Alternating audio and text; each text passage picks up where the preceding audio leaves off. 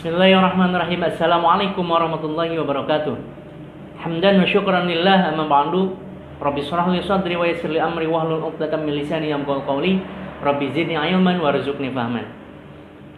Sahabatku semua, bertemu lagi dengan kami di channel Saung Abirara. Langsung aja, kali ini kita akan membahas tentang penyakit yang masih sering ada di masyarakat, yang mungkin saudara juga ada yang mengalaminya. Bahasan kali ini kita akan membahas tentang penyakit eksim. Eksim, kalau ditulis bahasa medisnya itu ekzema, eksim. Apa eksim? Eksim itu adalah salah satu penyakit kulit. Mungkin nanti saya kasih gambar ya di video ini. Nanti saya tampilkan.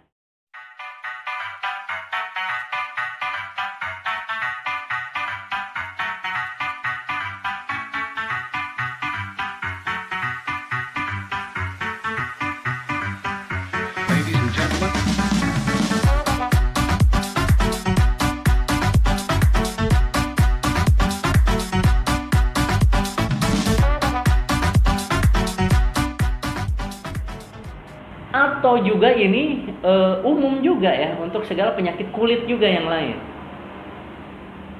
Ada yang bilang bahwa eksim itu adalah, wah ini mah ada yang iseng nih katanya. Tapi enggak juga sih. Itu bisa dijelaskan dari dua sisi ya.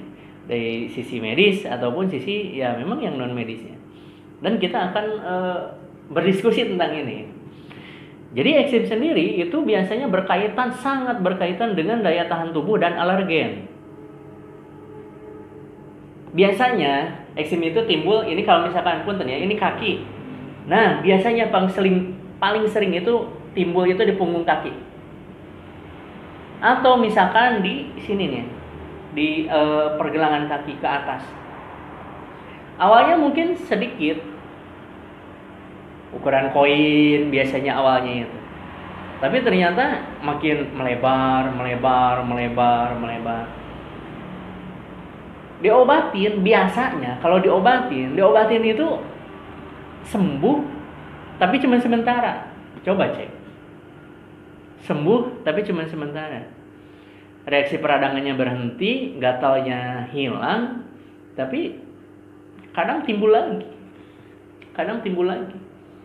Ini di kampung saya nih banyak nih yang kena seperti ini. Apalagi yang banyak mainannya di sawah. Saya dulu lagi kecil, emang mainannya di sawah, dasar kita orang kampung ya. Oke. Jadi yang pertama, kita harus tahu dulu ini penyakit eksim bukan, seperti itu. Eksim itu masih dalam golongan dermatitis ya. Jadi dermatitis itu infeksi pada kulit. Memang infeksi pada kulit ini banyak sekali jenisnya. Ini yang paling sering aja, ada di masyarakat itu adalah eksim. Dan yang agak susah sembuh, yang agak susah sembuh. Emang agak susah sembuh juga sih, susah lama gitu sembuhnya itu. Oke, caranya seperti apa? Kita kasih judul dulu ya. Jadi untuk pertemuan kali ini itu adalah tutorial bagaimana cara membuat air ruqyah untuk kasus eksim. Setelah kita tahu bahwa itu adalah penyakit eksim, jadi yang pertama harus kita lakukan adalah menjaga daya tahan tubuh. Jadi menjaga daya tahan tubuh itu seperti apa? Gini sahabat, banyak hal-hal yang membuat daya tahan tubuh kita itu menurun. Dari yang pertama kurang istirahat, kurang tidur. Ini udah pasti ya. Kurang tidur, kurang istirahat itu daya tahan tubuh itu langsung anjlok menurun. Yang kedua, banyak pikiran. Stres yang berkepanjangan. Memunculkan hormon-hormon yang kurang bagus. Adrenalin terlalu tinggi. Ini kemana-mana ya. Pembuluh darah menyempit, lapang pikiran jadi menyempit. Daya tahan tubuh gampang turun. Pola makan yang kurang bagus, dimulai dari jenis makanannya, polanya, keteraturannya, ini bisa juga nih menurunkan daya tahan tubuh. terus kurang olahraga. Orang yang rajin olahraga dengan orang yang agak kurang olahraga atau bahkan tidak sama sekali olahraga, ini beda ya, daya tahan tubuhnya beda. Beda banget. Oke, yang pertama harus kita perhatikan adalah daya tahan tubuh. Kenapa? Daya tahan tubuh yang baik, dia akan memblok gitu ya. Jadi pertahanannya itu banyak gitu. Jadi kalau misalkan penyakit mau berkembang, dia itu banyak yang nahan gitu. Jadi nggak segampang itu gitu. Jadi banyak yang nahannya. Yang kedua adalah alergen. Apa alergen? Alergen itu sumber alergi. Jadi kan banyak jenisnya ya sumber alergi itu. Dari mulai makanan, biasanya sih makanan itu makanan-makanan yang mengandung protein tinggi. Contoh yang paling sering udang, kepiting, putih telur, ikan, terus apa lagi? Banyak lah. Ada yang alergi kacang-kacangan. Ada. Jadi kalau yang seperti ini, wayahnya. Ini untuk semua kasus ya. Ini harus dihindari. Kita harus benar-benar tahu alergennya. Kita harus benar-benar tahu alergi apa yang ada di dalam tubuh kita. Kenapa? Kalau misalkan kita masih memaksakan memakan makanan itu, ya udah, tinggal nunggu aja jadi. Atau contohnya kembali di sawah nih, yang di sawah. Di sawah, wah banyak yang bikin gatel. Contoh, kalau bahasa Sunda itu merang ya, merang pare disebutnya itu. Yang dari padi yang suka gatel. Itu jadi salah satu sumber alergen juga. Kenapa? Kalau misalkan yang si eksim ini tadinya udah sembuh, kena lagi yang gitu, jadi lagi gatel, garuk lagi, lebar. Ada lagi yang dari putik bunga. Biasanya untuk kasus-kasus yang keisep kalau ini mah. Biasanya pada kasus asma. Putik sari bunga, itu bisa jadi. Ada lagi yang debu, dash. Itu juga bisa juga menjadi penyebab gitu. Menjadi salah satu penyebab alergen. Kalau misalkan kita sudah tahu, nah ini wayahnya. Judulnya sekali lagi wayahnya harus dihindari. Makanan-makanan seperti ini harus dihindari. Terus caranya bagaimana kalau kita ingin melakukan ruqyah untuk kasus eksim? Ini tidak diobatin, tapi tetap aja habis obat jadi lagi. Jadi saya sarankan kita lakukan ruqyah mandiri. Caranya seperti apa? Ini permisalan aja ya. Sebenarnya kalau segini mah kurang banget. Jadi kalau misalkan lokasi eksimnya di kaki, ya kita siapkan ember yang bisa masuk 2 kaki. Kalau misalkan eksimnya di dua-duanya. Kalau misalkan satu ya siapkan ember yang agak kecilan aja untuk ngerendam kakinya itu. Fix ya. Yang kedua, siapkan ember yang sudah kita isi dengan air yang hangat kuku. Anget kuku. Anget gitu ya. Anget kuku itu ya panas banget enggak gitu ya. Sedang lah. Terus yang kedua, siapkan garam. Mau garam krosok bagus. Mau garam dapur ya boleh lah. Tapi yang bagus itu malah yang garam yang masih ini ya, yang masih agak murni gitu ya. Yang kalau kita cobain itu pahit gitu. Natriumnya tinggi. Siapkan garam. Berapa sendok ya cukupnya. Kalau misalkan di air ukuran 2 liter ya 2 sendok cukup. Habis itu, nah tambahannya kalau misalkan kita mau nambahin lagi, kalau diibaratin bumbu, tambahin bumbu, kita bisa menambahkan namanya itu laja. Apa ya laja itu, bahasa Sundanya itu laja gitu. Kalau bahasa Indonesianya lengkuas kali ya. Laja. Nanti saya tanya sama ibu saya dulu. Laja. Kalau di kami itu laja namanya. Nggak tahu kalau bahasa Indonesianya apa ya, lengkuas kali ya. Nanti saya nyari dulu. Nanti saya tampilkan ya di videonya.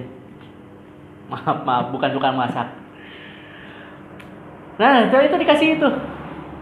Kenapa? Kandungan di laja itu, lengkuas itu ternyata salah satunya adalah bisa membunuh bakteri. Luar biasa. Kasus-kasus panu mah coba aja, gosok aja pakai itu. Meruluk, hilang. Setelah itu kita lakukan ruqyah. Ember, ini misalkan ini ember. Udah isi air, udah terisi garam, udah tambahin raja itu, udah kita lakukan ruqyah. Jadi caranya sama hampir dengan kasus yang hipertensi tadi. Jadi dengan bacaan Fatihah. Setelah kita lakukan muqaddimah, Bismillahirrahmanirrahim. Seperti tadi ya. Ya Allah, hanya kepadamu hamba beribadah, hanya kepadamu hamba meminta pertolongan, hanya kepadamu hamba berserah diri, ya Allah. Ya Allah ya Rahman, jadikan air ini air ruqyah yang bisa mengobati segala penyakit yang ada di diri hamba, terkhusus penyakit eksim misalkan yang di kaki, yang ada di kaki hamba.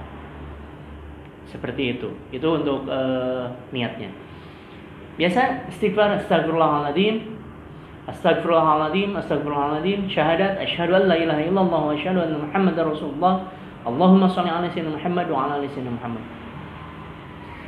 Setelah itu, bacakan Fatihah sebanyak 7 kali. A'udzubillahi minasyaitonirrajim. Bismillahirrahmanirrahim. Alhamdulillahirabbil alamin. Arrahmanirrahim. Maliki yaumiddin. Iyyaka na'budu wa iyyaka nasta'in. Ihdinas siratal mustaqim. Siratal ladzina an'amta 'alaihim ghairil maghdubi 'alaihim waladdallin. Rabbighfirli. Amin. Selanjutnya, lanjut dengan ayat Bismillahirrahmanirrahim. Wa nunazzilu minal Qur'ani ma huwa syifaa'un wa rahmatul lil mu'minin. Sekali lagi, wa nunazzilu minal Qur'ani ma huwa syifaa'un wa rahmatul lil mu'minin. Sekali lagi, wa nunazzilu minal Qur'ani ma huwa syifaa'un wa rahmatul lil mu'minin. Mantap. Sebenarnya kembali lagi, enggak pakai ruqyah pun ini insya Allah sudah berefek gitu ya. Ditambah lagi dengan bacaan ruqyah. Hasilnya jos. Sekali lagi, hasilnya tambah jos. Mantap. Insya Allah. Mudah-mudahan bermanfaat. Bisa kita aplikasikan. Ini berapa lama? Memang pengobatannya maaf ya, kadang gini, jadi curhat ya. Kadang kita itu nggak fair gitu, nggak fair. Kenapa nggak fair? Misalkan kita berobat medis udah berulang kali, datang nggak sembuh, datang lagi nggak sembuh, kayak masih gitu. Tapi untuk pengobatan ruqyah, seolah-olah pengennya itu sekali datang sembuh gitu. Seringnya itu seperti itu. Padahal ya namanya obat gitu ya. Berproses semuanya juga. Tapi ya Maha Rahman Rahim Allah kan ya beda lah. Ke setiap orang beda. Ada yang memang kalau Allah kabulkan sekali datang sembuh, memang ada. Tapi ada yang memang ya harus berulang gitu. Makanya saya sarankan ini untuk membuat air ruqyah secara mandiri, secara sendiri. Ini berapa lama? Minimal 2 minggu yang pengobatan seperti ini. Minimal 2 minggu. Kenapa? Bakteri-bakteri seperti itu tuh biasanya tahan. Enggak langsung sekali minum langsung sembuh, enggak. Bertahap. Sahabat, semoga diskusi kita ini ada manfaatnya. Mohon maaf bila banyak kekurangan, yang salahnya murni dari kebodohan saya pribadi, yang benarnya datang dari Allah Subhanahu wa taala. Semoga kita bisa bertemu lagi di video selanjutnya. Mungkin seperti itu dulu. Saya tutup dulu. Subhanakallahumma wa bihamdika asyhadu an la ilaha illa anta astaghfiruka wa atubu ilaik. Assalamualaikum warahmatullahi wabarakatuh.